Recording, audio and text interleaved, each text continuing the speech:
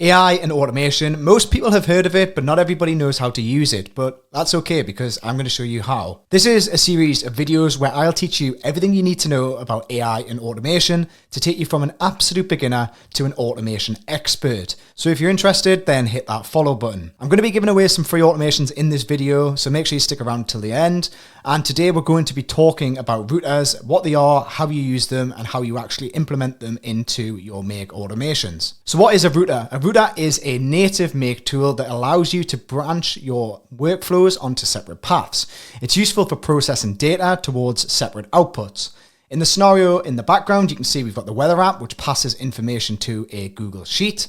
And with a router, you can also send the data to other apps such as Slack or say Microsoft Teams. And you can see in the background, we've went for Slack. How does this actually work? So here's a quick tip for you inside of Make. If you click this airplane button, it's going to explain the flow. So it's going to tell you what it actually does. So you can see it starts popping up with little icons explaining how things will operate. And basically what's happening here is the weather data creates a bundle.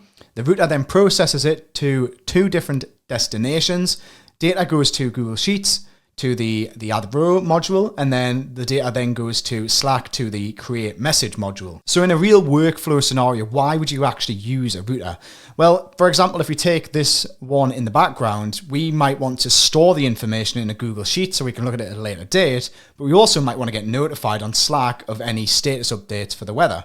So that's why we'd send data to two separate destinations. So how do you actually add a router? So there are three different ways to add a router inside of a Make automation. The first one is to click the plus button and then to search router. And then it's going to add a router with two separate placeholder modules where we can add different apps and different modules. The other method to do this is to go between two connections and then click add router. So you would right click on the connection and press add router. It's going to add a router just like that. Then we can press the plus button to add additional modules that split off from that router. The third method to actually add a router is to go down to the tools section, go on the flow control, and type in router. You can add a router module and connect it to wherever you would like. So where are these free automations that I promised in the beginning? Well, if you go to my bio on TikTok, then you will see a page that looks like this. There is a free Make automations section. The library at the moment is very limited, but I will be adding more as we go along with this series.